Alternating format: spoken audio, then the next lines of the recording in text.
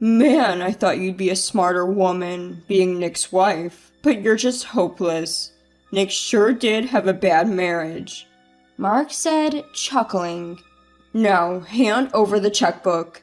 If you refuse, we're getting a divorce. All right, but you'll regret this. When I said that, Mark probably didn't understand the meaning. He smiled confidently and said, No, I won't. Mark is mistaken. Either way, there's no way he's getting his hands on a fortune, and I've come up with a good plan.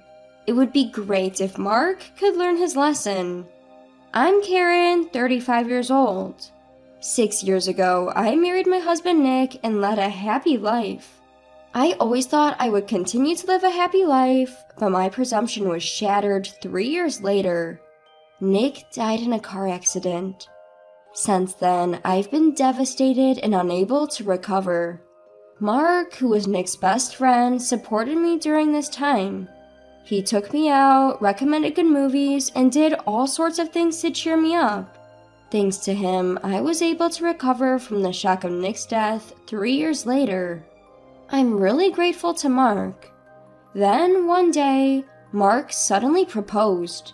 Karen, will you marry me? Huh? I understand it's complicated because of Nick, but isn't it about time? You should think about your own happiness from now on. Indeed, 3 years have passed, and I feel like I've recovered from the shock of Nick's death, and that's thanks to Mark more than anything. I hadn't considered it until now, probably because I felt guilty about Nick, but if I were to be with Mark, would Nick be happy? I'll make you happy, not just for me, but for Nick too.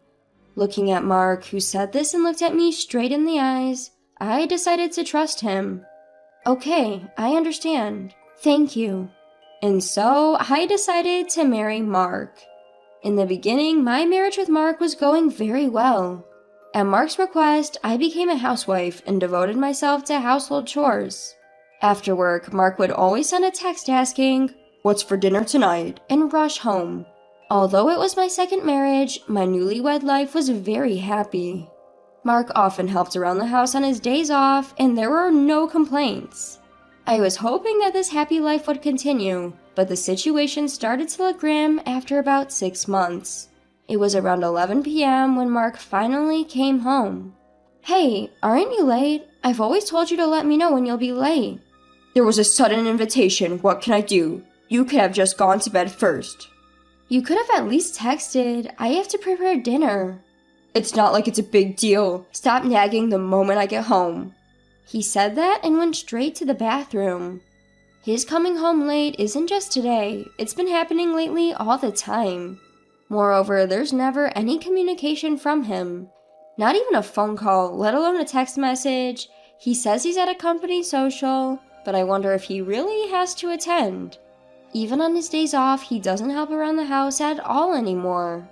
When I say to him, Mark, who's lounging around at home, "Hey, you should at least help out around the house on your days off," he doesn't bother to respond, saying, "Why do I have to tire myself out even on my days off? Isn't that your job? You're a homemaker, sort it out yourself." Among all these complaints, the one thing that is most troubling me now is our household finances. Our household budget is such that Mark gives me the remainder of his salary after taking his own allowance as living expenses, but recently, the amount he's been handing over is steadily decreasing. This month too, the amount was significantly less, so when I said, "Hey, the living expenses seem a bit low," Mark replied nonchalantly, maybe it's less because I deducted the amount I gave to my mother." How much did you give her? About $1,000. $1,000? I told you last month when you gave her $800 that it was too much. We don't have that kind of money to spare, you know. If you deduct your allowance from that, we won't have enough for living expenses. It can't be helped if she says she needs it. Make up for the shortfall with your savings or something. What do you mean by or something? Why don't you get a part-time job or something? You're always just lounging around at home. You should do some work. The reason I became a full-time homemaker was at Mark's request. I was taken aback by Mark's harsh words, but I realized I really needed to get a part-time job to make ends meet. I reluctantly started looking for a job. I found a part-time job that would only require me to work for a short period of time. and I got the job there. The part-time job allows me to return home in the evening, so it was convenient. One day, work ran a little late, and when I finally got home, the front door was unlocked. When I curiously looked at the entrance, I saw that Mark was already home. "Mark, you're already home?" I called out, and he turned around in surprise, hiding something at the same time. "Wait, what did you just hide?" Nothing. "Liar, you just hid something." I snatched something from Mark's hand and saw that it was my bank book. "Huh? What were you looking at? Stop it." He grinned and said, "You've saved up quite a bit, huh? I had no idea. You're always saying we're short on money." "That's not it. This is..." "Well then, all that money should be transferred to my mother's account." "Huh?" "It's not, huh? It's only natural to entrust such a large sum to my mother." "Why do I have to give your mother my money?" "The wife's money is the mother-in-law's money. Don't you even know that? Hurry up and hand over the bank book." "Absolutely not. This is my precious money." "Just hand it over." I ran away from Mark, who was trying to forcefully take my bank book, and locked myself in the bedroom. While Mark was pounding on the door, he shouted, "Hey, you really are a money-grubbing woman. Hurry up and hand over the bank book." "Who's the real money grubber here?" The bank book shows a balance of $300,000. It was supposed to be hidden deep in a drawer, yet Mark rummaged enough to find it, which disgusted me. This money is sacred. It must never be spent. "Man, I thought you'd be a smarter woman being Nick's wife, but you're just hopeless. Nick sure did have a bad marriage," said Mark, laughing. He can insult me all he wants, but he crossed the line when he insulted Nick, his best friend. That's when I realized I couldn't go on with this man. After some time, I heard the front door close. Mark seemed to have left.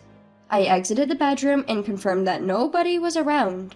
As I was pondering what to do next, all that came to my mind was divorcing Mark. If Nick saw me now, what would he say? With that thought, Nick's absence became overwhelmingly sad, and I started to cry. That's why this money must never be given to Mark. I put the bank book at once inside a locked suitcase. I waited for Mark to return, but he never did. Where could he have gone at such a time? Perhaps he gave up and went to drink. As the day turned into night without him returning, I ended up going to sleep. The next day, I woke up and Mark was still not home. I thought with a calmer mind than last night. There's no way I can continue to live like this.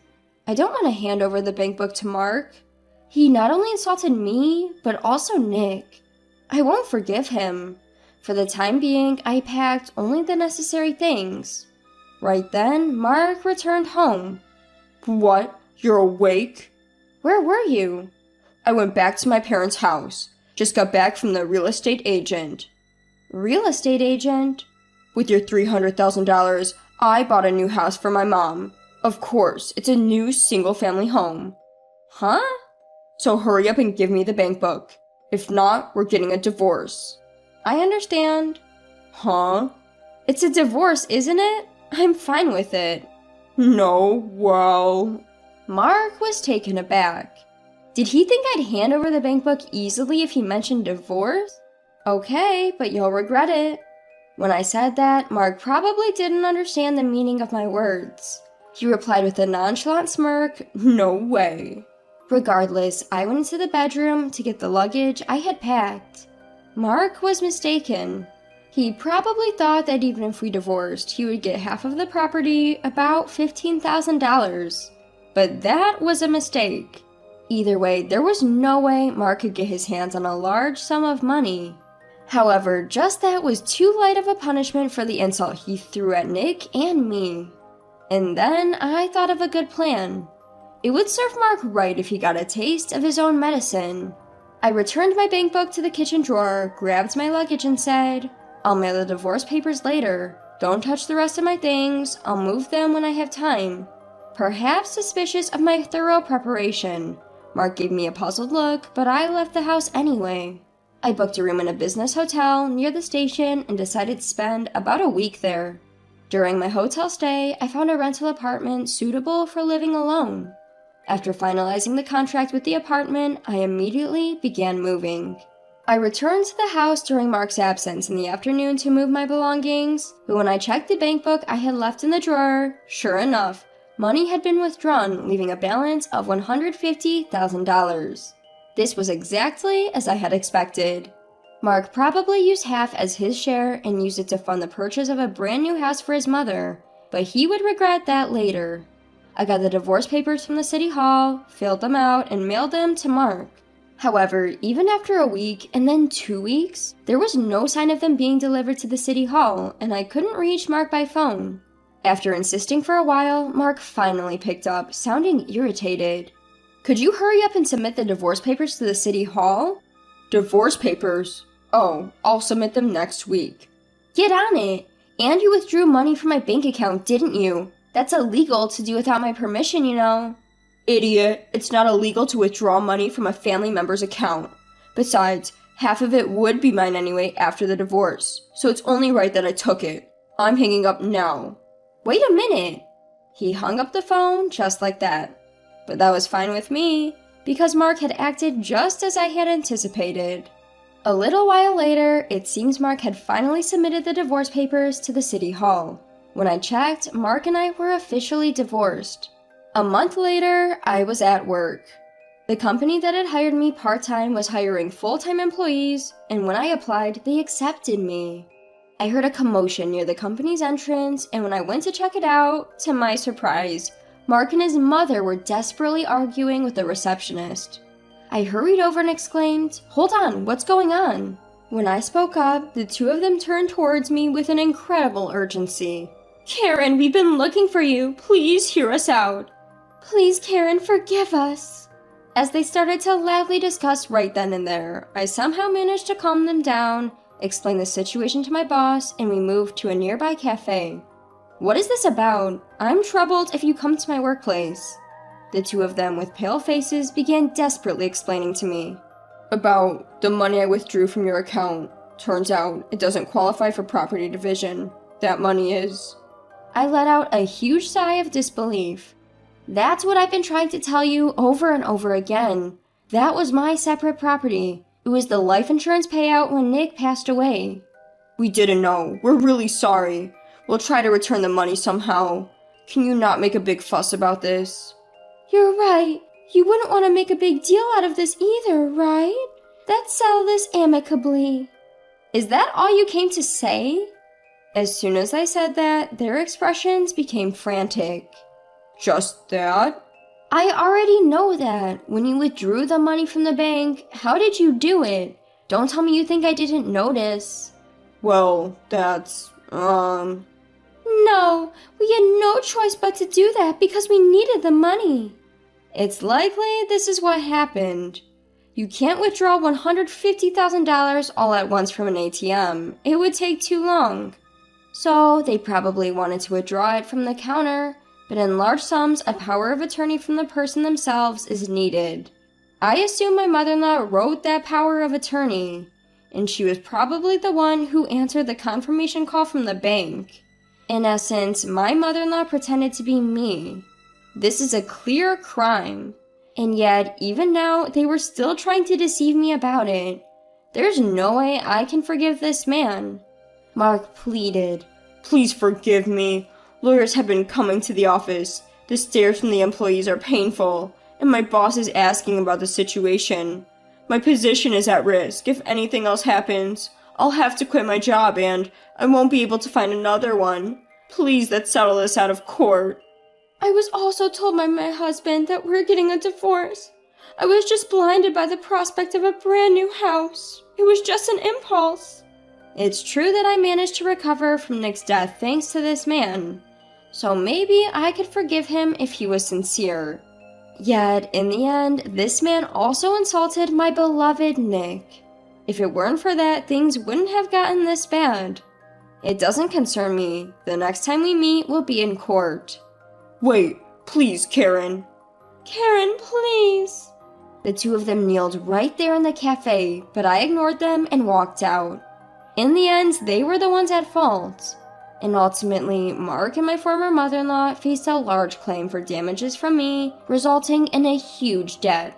The $150,000 withdrawn from my account was returned to me by my former father-in-law out of his own pocket.